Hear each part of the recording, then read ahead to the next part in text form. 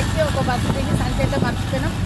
అదే టెన్షన్లో ఇక నాకు మైండ్ అయితే అస్సలు పని చేయలేదు. పాపం విద్య పొద్దుగా లేచి టిఫిన్ పెట్టింది మాకు. విద్య మా బాక్స్ మాకు దొరికింది. సికింద్రాబాద్లో బస్సు దిగంగానే ఇంకొక బస్సు దేవులాడితే అలా దొరికింది. చూసి మా పక్కోడి మాకు దొరికింది. ఇది మాకైతే కిస్మత్లో బాకింది కాబట్టి మాది మాకు దొరికింది. చూడండి ఫ్రెండ్స్, పిల్లలు పకోడీ తింటారు, ఆకలి అంటారు. పిల్ల స్పూన్ లేదు, విద్య స్పూన్ పెట్టలే, అందుకే మేము తింటాం లేదు. ఇంటి మొగడ తింటారట. ఇక బాక్స్ పోయిందని నాకు మస్తు టెన్షన్ ఉండే, ఏం మాట్లాడాలని అర్థం కాలేదు. అందుకే మీరు చూడండి ఫ్రెండ్స్, మా సంచి మాకైతే దొరికింది. విద్య ఇక బాక్స్ దొరికింది. ఫోన్ చేసిన అత్తమ్మ ఎట్లా పోయింది ఏంటంటే సామాన్ సంచి పోయిందట, కానీ ఫోన్ చేసినా దొరికింది మాది మాకు.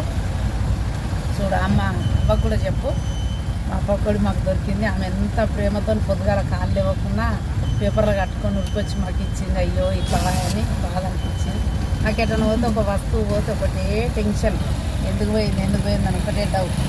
పిల్లలు జల్లలు అందరు మేమైతే మంచిగా పోతున్నాం. ఇక పకోడి నమ్ముతారు, పకోడీ అయితే నమ్ముకుంటూ పోతున్నాం. మేము ఆటో ఎక్కినాము, బస్ దిగి ఆటో ఎక్కినాము.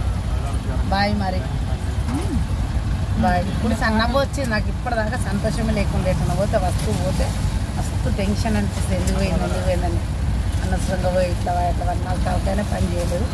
బాయ్ మరి.